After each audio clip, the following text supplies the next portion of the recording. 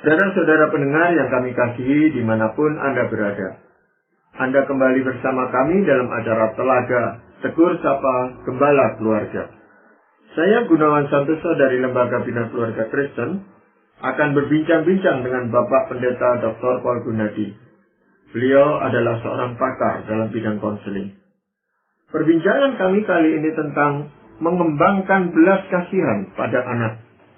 Kami percaya acara ini pasti bermanfaat bagi kita sekalian, dan dari studio kami mengucapkan selamat mengikuti. Kita tentu ingin punya anak yang punya hati yang murah, pemurah ini, yang berbelas kasihan kepada orang lain maupun kepada makhluk-makhluk yang ada di sekitarnya gitu Pak Paul ya. Tetapi apakah tanda-tanda bahwa anak ini punya hati yang murah dan berbelas kasihan itu bisa kita amati sejak kecil Pak? Memang nggak bisa dari kecil sekali, tapi biasanya sih dari mulai sekitar usia 3-4 tahun kita bisa mulai melihatnya Pak Gunawan. Jadi ada anak-anak yang memang itu bisa ya dengan lumayan gampang menyakiti adiknya atau kakaknya. Dan bukannya dia itu tuh kesian, malahan dia bisa ketawa-ketawa, senang-senang aja gitu. Nah, anak-anak seperti inilah yang mesti kita memang perhatikan, sebab kita nggak mau dia bertumbuh besar dengan rasa belas kasihan yang minim. Ini bisa sangat nanti mengganggu relasinya dengan sesama. Tetapi ada anak yang memang punya kelainan jiwa Pak Paul ya, yang sejak kecil itu memang suka menyiksa binatang atau orang lain, gitu, menggigit mamanya dan sebagainya. Ada memang. Ada Pak Gunawan. Nah, maka ada hal-hal yang bisa kita lakukan supaya problem ini bisa dikurangi seenggaknya ya, atau bahkan dihilangkan sejak anak itu masih kecil. Tapi sekali lagi ini harus dimulai setelah anak kecil. Kalau anak udah misalnya remaja, barulah kita mau coba untuk hilangkan kebiasaan yang buruk ini, hampir nggak bisa lagi. Tapi kalau dari kecil kita amati kok anak kita ini kok rasa belas kasihannya tipis sekali, ya nggak bisa kok berbelas kasihan. Nah, kita awasi dan kita harus lakukan beberapa hal untuk bisa mengurangi masalah ini. Tapi kadang-kadang kan soal murah hati ini juga tergantung dari suasana hati anak itu gitu Pak Paul ya. Kadang-kadang kita melihat anak ini suka berbagi mainannya dengan saudaranya atau dengan teman-temannya. Pada kali yang lain, dia sangat egois gitu kelihatannya. Tidak mau berbagi, dia maunya dimiliki sendiri mainan itu. Nah, kalau anak misalnya ya bergantung pada kondisinya lah, suasananya lah, entah dia baik, entah dia kurang baik, kita masih berkata itu normal. Nah, yang saya maksud di sini adalah anak yang secara konsisten itu nggak menunjukkan belas kasihan. Jadi waktu dia ngapain, dia main atau apa, dengan gampangnya dia bisa melukai atau menyakiti teman atau adiknya atau kakaknya, dan nggak merasa apa-apa. Waktu kita beritahukan, dia kayaknya tuh bengang-bengong, nggak ngerti kenapa kok kakaknya atau adiknya mesti nangis gitu. Sebab dia nggak bisa mengerti bahwa perbuatannya sudah menyakiti orang. Nah ini semacam bawaan dari lahir atau apa itu Pak? Iya Pak Gunawan, jadi ini yang nanti kita akan angkat ya, bahwa ternyata hal seperti ini seringkali bawaan dari lahir. Nah, lalu apa yang bisa kita lakukan sebagai orang tua Pak? Pertama, kita mesti membedakan antara hal yang bersifat psikologis dan rohani. Kurangnya belas kasihan pada anak tidak berarti bahwa ia kurang rohani. Sesungguhnya kondisi ini merupakan bagian dari kepribadiannya yang terlepas dari kerohaniannya. Pada dasarnya, anak yang kurang belas kasihan adalah anak yang kurang peka secara emosional. Nah, oleh karena dia kurang peka, maka ia kurang dapat menempatkan dirinya pada diri orang lain, alias ia kurang mampu berempati. Nah, kekurang mampuannya menempatkan diri pada diri orang lain mengakibatkannya kurang mampu merasakan perasaan orang lain.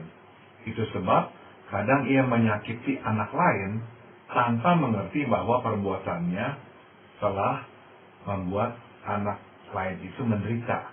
Nah, jadi sekali lagi saya tekankan, jawaban terhadap masalah ini bukanlah rohani. Sudah tentu adalah baik buat kita untuk berdoa buat anak ya, apapun permasalahannya termasuk masalah ini. Namun penting bagi kita untuk tidak membuat masalah ini sebagai masalah rohani. Seakan-akan anak kurang rohani dan kita memaksanya untuk lebih dekat kepada Tuhan atau lebih taat kepada Tuhan. Nah, pendekatan seperti ini hanya akan membuatnya merasa lebih bersalah tanpa menyediakan jalan keluarnya. Jadi, saya tekankan sekali lagi Pak Gunawan, memang anak-anak ini nih boleh dikata nggak menyadari. Dia bukannya sengaja mau menyakiti karena dia benci pada anak lain atau pada adik atau kakaknya. Enggak. Nah, mesti dia ada kemarahan atau kebencian. Tapi dia dengan spontannya dia bisa berbuat sesuatu yang menyakiti hati adiknya atau kakaknya karena memang nggak mengerti kenapa kok perbuatannya bisa menyakiti orang. Nah, jadi memang kemampuannya dia berempati, kemampuannya menempatkan diri pada posisi orang, itu hampir nggak ada. Kalau anak-anak yang peka secara emosional kan akan tahu, oh kalau saya itu nggak mau disakiti, jangan menyakiti. Kalau saya nggak mau didorong, jangan dorong anak lain. Nah, dalam jiwa anak-anak yang kurang berbelas kasihan ini, kemampuan untuk berpikir seperti itu hampir nggak ada, Pak Gunawan. Nah, lalu kita sebagai orang tua bagaimana caranya membuat supaya dia lebih berempati kepada orang lain? Kan sulit. Nah, ada beberapa hal yang bisa kita lakukan. Kepada anak yang kurang berbelas kasihan, kita justru mesti menambahkan dosis kasih dan kelembutan. Kita harus lebih sering mengatakan bahwa kita mengasihinya. Kita pun mesti lebih sering mengungkapkan kasih secara nyata. Misalnya, dengan lebih sering membelai dan memeluknya. Sedapatnya, kita justru mengurangi penghukuman. Mungkin kita bertanya-tanya mengapa? Mungkin kita berpikir ya seharusnya kita lebih tegas kepadanya dalam memberikan hukuman agar ia berhenti mengganggu atau menyakiti adiknya. Ya enggak ya. Sebab begini, pada hakikinya rasa belas kasihan bertambah seiring dengan bertambahnya pengalaman dikasihi. Sebaliknya, makin sering anak menerima hukuman, rasa belas kasihan malah berkurang. Yang bertumbuh justru adalah kekurang pekaannya. Karena anak yang dihukum, dimarahi, nggak bisa nggak secara alamiah akan mengembangkan perlindungan, pertahanan dengan cara mengeraskan hati. Berarti belas kasihannya makin tipis, bukan makin tebal. Nah, apalagi bila dimuati dengan kemarahan, dia kok dipukul, dia dimarahi, dia tambah marah, maka kekurang pekaan ini akan membuatnya lebih agresif dan lebih kejam. Jadi sekali lagi kita perlu menambahkan lebih banyak kasih dan kelembutan karena hati yang berbelas kasihan mesti diisi, dimuati, diperciki oleh kasih sayang dan kelembutan untuk bisa berbelas kasihan. Makin diperciki atau diisi dengan kekerasan, makin sulit untuk dia berbelas kasihan. Tapi orang tua itu khawatir, Pak Pol, kadang-kadang bahwa ini disalahgunakan oleh anak itu untuk memaksakan kehendaknya gitu. Ya, ini memang perlu kita jaga, jangan sampai kita itu tuh dimanfaatkan atau disalahgunakan lah kebaikan kita, kelembutan kita. Jadi anak itu semua maunya ya. Maka begini, sedapatnya kita nggak bereaksi dengan marah dan hukuman. Itu perlu ya. Kita hanya perlu memberikan hukuman kepadanya jika ia menantang kita dengan cara mengulang perbuatannya. Jadi selama kita tegur dia berhenti, udah gitu. Tapi kalau dia sengaja melawan kita, nah baru kita nanti berikan hukuman. Ya, jadi ada anak yang bukannya berhenti, malah mengulang atau memberikan sikap menantang kepada kita, tatkala kita memintanya untuk berhenti melakukan perbuatan yang menyakiti kakak atau adiknya. Nah, bila ia berhenti berbuat, yang perlu dilakukan adalah memberinya tahu bahwa perbuatannya membuat adiknya tersakiti. Tidak dapat memeluk adiknya yang menangis dan berkata, kasihan adikmu. Dia menangis karena dia kesakitan. Nah, setelah adiknya berhenti menangis, kita dapat memeluknya dan berkata, saya tahu kamu tidak bermaksud menyakiti adikmu tadi. Jadi ada nggak tempat bagi penghukuman? Ada, Pak Gunawan. Ya, saya nggak berkata sama sekali nggak usah hukum. Tapi kalau bisa, berikan hukuman kalau anak itu menantang, sengaja mengulang perbuatannya. Nah, selama dia nggak seperti itu, nggak menantang, nggak sengaja mengulang perbuatannya, sebaiknya memang kita nggak menghukumnya. Lebih banyak kita gunakan ya cara-cara yang menekankan kelembutan.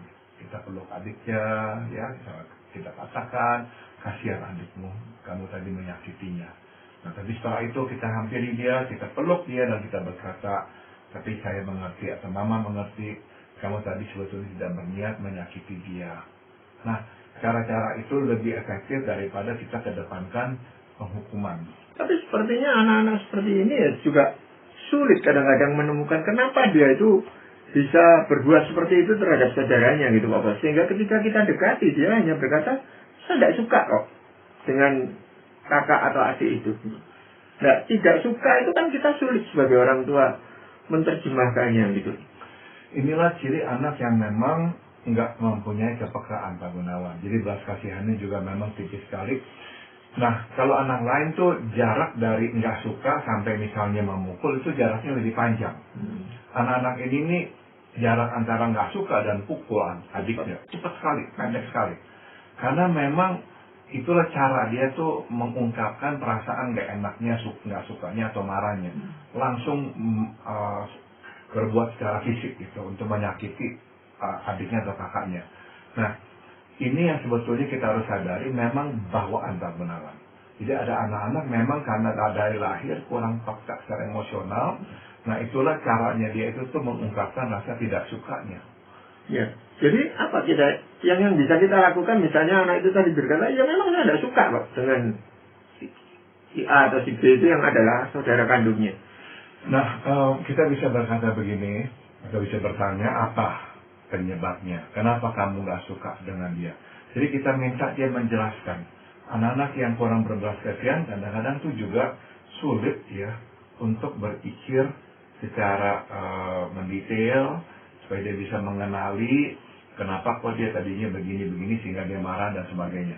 Nah, kita mau melatih dia untuk lebih banyak bisa mengungkapkan perasaannya lewat perkataan, bukan lewat perbuatan menyakiti.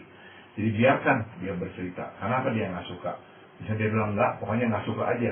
Kamu harus beritahu saya kenapa kamu nggak suka. Misalnya, saya berikan kamu makanan yang pedas. Kamu berkata kan kamu nggak suka karena pedas. Oke, kenapa kamu nggak suka dengan adikmu? Apa tuh yang membuat kamu nggak suka? Nah, biarkan dia belajar ya untuk memaksa diri berpikir.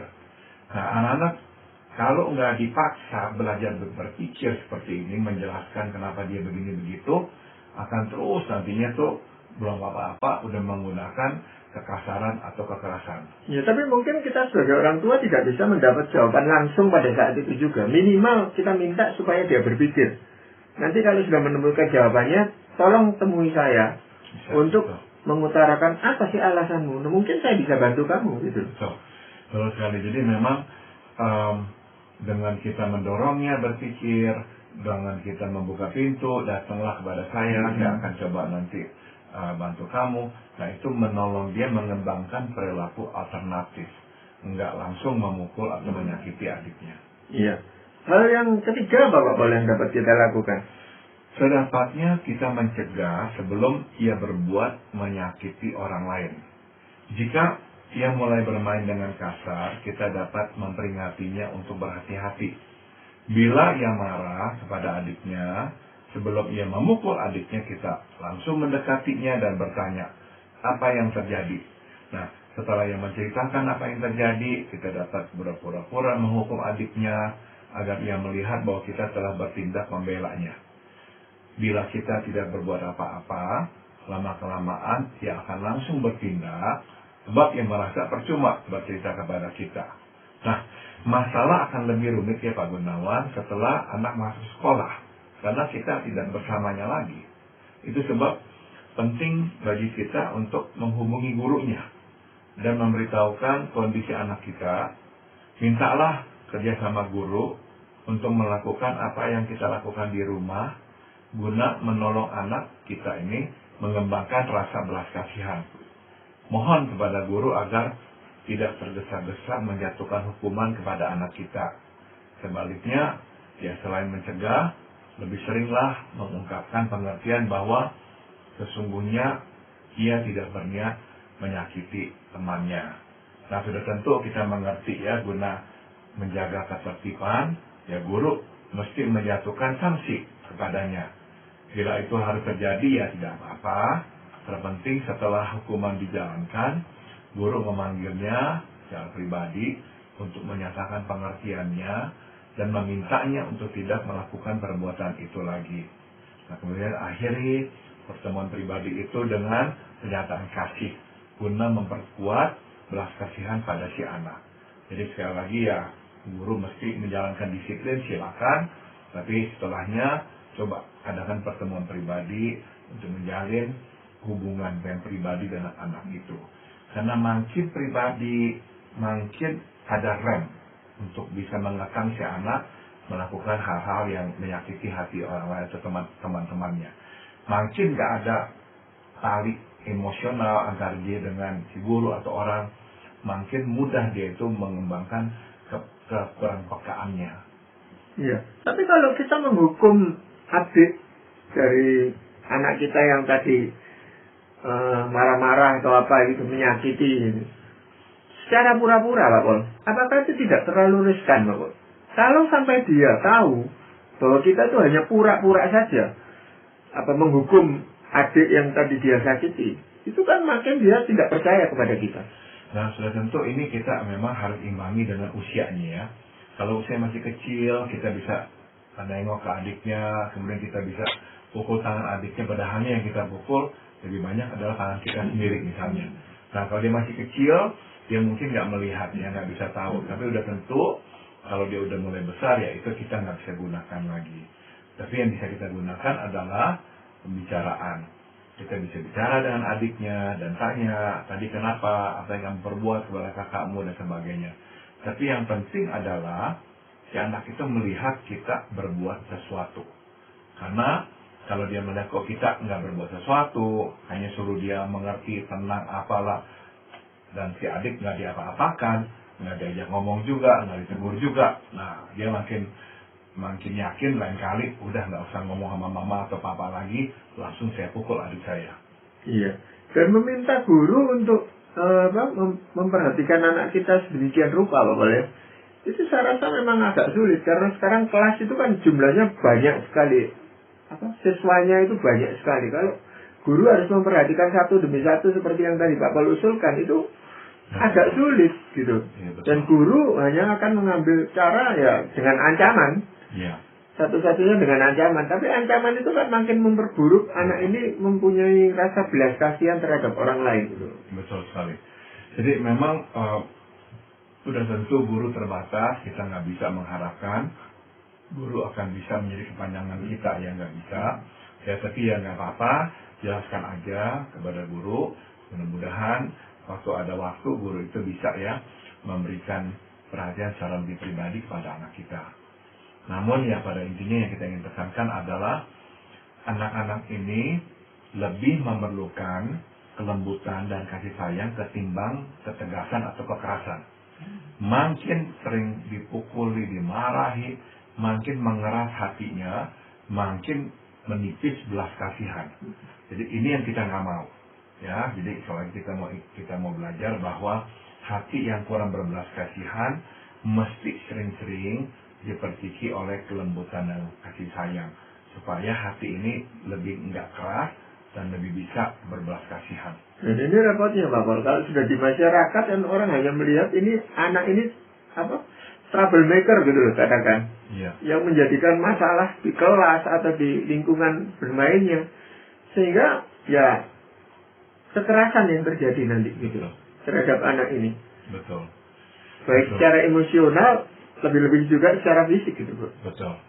Anak seperti ini akhirnya akan berhenti berbuat hal yang menyakiti orang lain kalau dia berhadapan dengan orang yang menaklukkannya, yang bisa mungkin memukul dia lebih keras lagi sehingga dia nggak berkutik. Dengan kata lain, akhirnya anak-anak ini hanya mengenal bahasa kekerasan. Nah, ini yang kita mau hindari. Sedapat-dapatnya sejak anak kecil, kalau kita lihat dia memang lemah dalam hal belas kasihan, kita sebagai orang tua sudah harus lebih berkecimpung, lebih banyak melakukan hal-hal yang tadi kita bicarakan itu.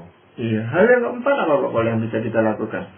Sebelum menjatuhkan hukuman, kita terlebih dahulu memperingatinya.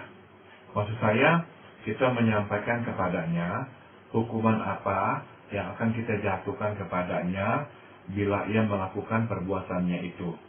Tujuannya adalah supaya anak menyadari bahwa sebenarnya ia sendirilah yang membuatnya menerima hukuman itu. Harapan kita adalah agar anak melihat kaitan yang erat dan langsung antara perbuatan dan akibat. Nah, jika kita melakukan ini secara konsisten, besar kemungkinan ia akan berpikir 2 kali sebelum ia bertindak kasar kepada adiknya. Makin berkurang tindakan kasarnya, makin berkurang pula lah kecenderungannya untuk bersikap seenaknya dan bersikap agresif. Nah, ini akan makin membuka lebar munculnya belas kasihan pada dirinya. Iya, Pak Pol, kalau kita mau menghukum anak seperti ini, karena terpaksa harus dihukum, kira-kira hukuman bentuk apa Pak Pol yang bisa kita lakukan? Kita misalnya bisa ya memukul tangannya atau memukul kakinya dengan tangan kita. Jadi gunakan cara-cara seperti itu. Atau misalnya kita minta dia masuk ke dalam kamar dan dia nggak boleh keluar sampai misalnya setengah jam. Nah, kita ya gunakan hukuman-hukuman, tapi kalau bisa bukan hukuman yang memang menyakiti dia sepertinya tuh supaya dia kapok, jangan gitu. Karena biasanya anak-anak yang memang kurang berbelas kasihan, kebanyakan juga daya tahan tubuhnya lumayan kuat, sehingga dia nggak terlalu mudah tersakiti. Nah, daripada kita makin membuat dia tambah kebal karena kita sering pukul, mendingan jangan ya. Jadi kalau harus hukumlah dengan cara-cara seperti itu. Jadi lebih menyentuh perasaannya daripada fisiknya gitu Pak Pol. Betul, dan yang tadi saya tekankan adalah anak menyadari bahwa dialah yang menjatuhkan hukuman atas dirinya. Dengan kita memberitahukan kepadanya, kalau kamu begini, maka nanti ini akan saya lakukan, hukuman ini akan saya berikan kepadamu. Jadi lama-lama dia mulai mengaitkan, dia sebetulnya lah yang menjatuhkan hukuman itu pada dirinya. Jadi kalau dia nggak mau, ya jangan dia berbuat hal seperti itu. Kalau nasihat-nasihat yang kita berikan, itu apakah bisa masuk di dalam pikirannya itu? Nah, anak-anak yang memang belas kasihannya lemah, Pak Gunawan, perlu misalnya 10 kali diberitahukan baru nyantol di benaknya. Anak-anak lain mungkin sekali 2 kali udah nyantol ya di hatinya. Anak-anak ini mungkin 10 kali baru nyantol 1. Ya berarti harus dilakukan secara berulang-ulang gitu Pak Pol. Betul sekali, berulang kali. Karena sekali lagi kepekaannya itu tuh tipis sekali, kurang peka. Jadi apapun tuh yang kita katakan tuh nggak nempel. Sampai mungkin beberapa kali baru akhirnya dia baru bisa ingat lah. Iya. Mungkin masih ada lagi Pak Pol yang ingin sampaikan? Yang terakhir adalah kita dapat mengajarnya untuk berbelas kasihan lewat bacaan, film atau skenario kehidupan sehari-hari. Misalkan ya, suatu membacakan buku atau menonton film bersamanya, kita dapat bertanya kepadanya, mengapakah tokoh itu bersedih? Atau kita dapat berkata bahwa tokoh itu berbuat tidak baik karena telah menyakiti yang lainnya. Nah, kita pun dapat mengangkat kejadian sehari-hari dan menjadikan bahan pelajaran buatnya. Jadi, lewat apa yang dibaca, ditonton, atau peristiwa sehari-hari, kita mau mendidiknya untuk bisa menempatkan diri di posisi orang lain, perlahan. Jadi waktu dia berkata, ya dia sedih karena barangnya diambil. Nah, dia mulai mengerti sedikit. Kalau kita lihat dia kok nggak ngerti, ya kita jelaskan. Anak itu sedih karena mainannya diambil. Kamu kan juga akan sedih ya kalau mainan kamu diambil. Nah, jadi secara terencana tuh kita sepertinya itu mau menyekolahkan dia untuk lebih berbelas kasihan. Jadi kita harus memperhatikan apa yang dia baca sehari-hari atau dia lihat baik melalui televisi atau film atau apa, itu kita perlu memonitornya terus gitu Pak Pol. Betul, betul. Jadi secara terencana kita mesti memang memberi dia les lah untuk bisa lebih mengenal berbelas kasihan. Tapi anak-anak semacam ini sebenarnya itu punya perasaan yang halus apa enggak? Kebanyakan memang enggak pandang. Jadi kemungkinannya dia itu benar-benar menyadari ya, kenapa kok begini, kenapa begitu, itu perlu pelajaran yang panjang lama. Karena enggak begitu mudah secara alamiah. Atau mungkin ada suatu pengalaman khusus gitu yang membuat dia bisa berubah itu Pak Pol ya? Bisa jadi ya, misalnya. Apakah ada ayat firman Tuhan yang ingin Bapak bukan sesuatu hal yang mudah dilakukan oleh orang tua, tetapi inilah panggilan orang tua untuk mendidik anak-anaknya supaya lebih berbelas kasihan kepada orang lain. Terima kasih Pak Pol untuk perbincangan ini. Para pendengar sekalian, terima kasih Anda telah mengikuti perbincangan kami dengan Bapak Pendeta Dr. Paul Gunadi dalam acara Telaga, Tegur Sapa Gembala Keluarga. Kami baru saja berbincang-bincang tentang mengembangkan belas kasihan pada anak. Bagi Anda yang berminat untuk mengetahui lebih lanjut mengenai acara ini, silakan menghubungi kami lewat surat. Alamatkan surat Anda ke Lembaga Bina Keluarga Kristen atau LBKK, Jalan Cimanuk 56, Malang. Kami juga mengundang Anda mengunjungi situs kami di www.telaga.org.